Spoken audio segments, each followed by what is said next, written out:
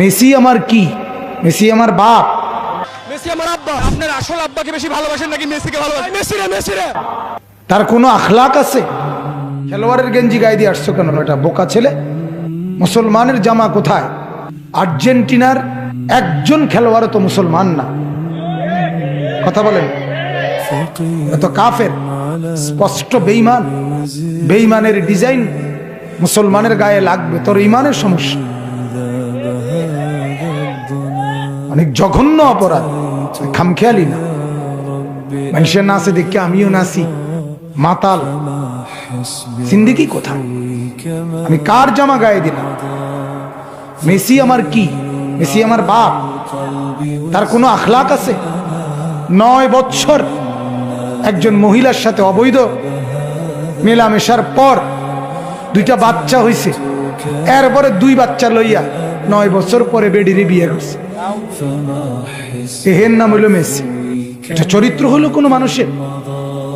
সেটা প্রিয় হয় কেমনে ওই মানুষটা কারো কাছে? বল লাইথাইলেই একটা মানুষ প্রিয় হয়ে যায়? জাহান্নামের লাকড়ি হবে। আল্লাহ তাআলা বলেন মানুষ এবং পাথর। মানুষ ফেলবে আর আগুন উত্তাপ হবে, পাথর ফেলবে জাহান্নামের আগুন ধাউ ধাউ করে আরো বাড়বে।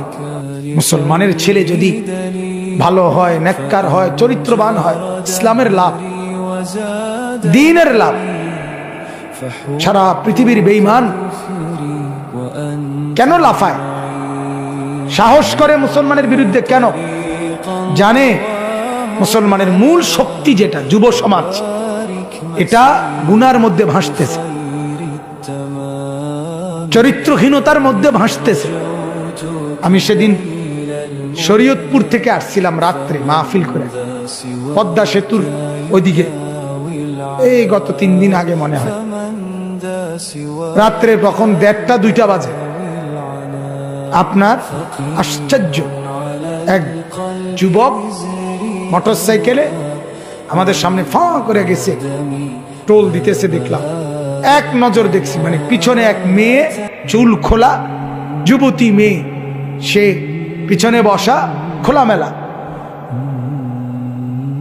রাতের 2টা বাজে, জীবন উপভোগ করতেছে, জীবনের মজা উপভোগ করতেছে। নর্তকী নিয়ে ঘুরছে মোটর সাইকেলে করে রাতের 2টা। এই পরিমাণ বেহায়ার কারণে দুশ্মন সাহস করে। দুশ্মন যখন দেখে আমাদের প্রত্যেকটা হাতে যাদের বড় মোবাইল, কে কি দেখে, এটা অটোমেটিক দুশ্মন জানে। এটা এমন না যে তোমারটা তুমি, ওদের কাছেই আগে জমা হয় সবকিছু, কাফের বেঈমানদের কাছে, সেখান থেকেই দেখা হয়। ওরা বুঝে মুসলমানের বৃহৎ সংখ্যা কি দেখতেছে।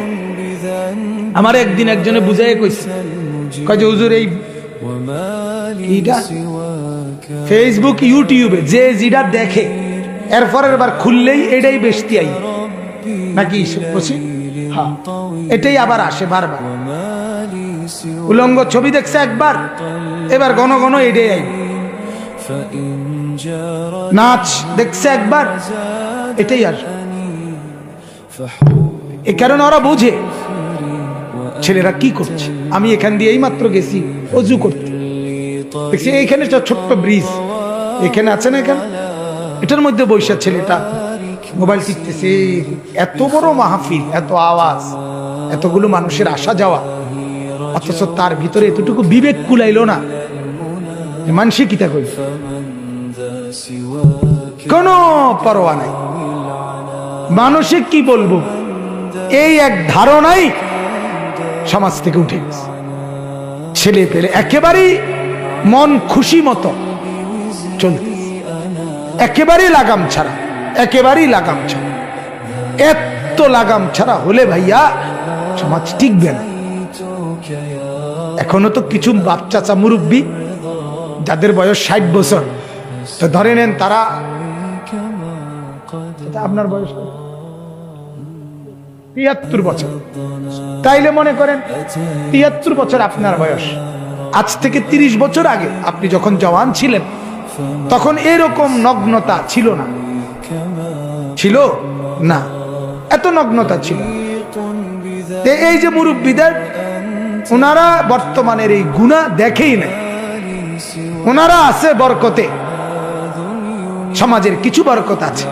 এখন এই প্রজন্ম মনে করেন, আমি প্রতিদিন বলি এটা, এই যে এখনকার যারা 15, 20, 25 বছর বয়সের ছেলে পেলে, এই প্রজন্ম যখন এখানে যাবে তখন এরা যদি এখন থেকে চরিত্রহীনতার সাথে এই নোংরামি অসভ্যতা নিয়ে এদের জীবন বেড়ে ওঠে, এদের হাতে যেই জেনারেশন, আপনার ছেলে মেয়ে আছে, নাতি নাতনি আছে উনার, এরা তোমাদেরও তো আসবে ভাইয়া।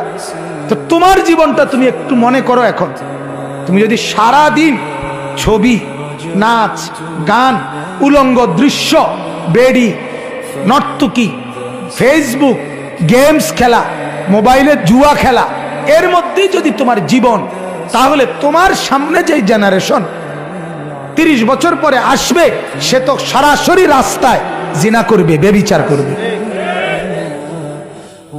কি হালত হবে তখন তোমাদের? এজন্য ছেলেরা, বাবারা, আপনারা সবাই সমাজের সন্তানদের দিকে নজর দেন।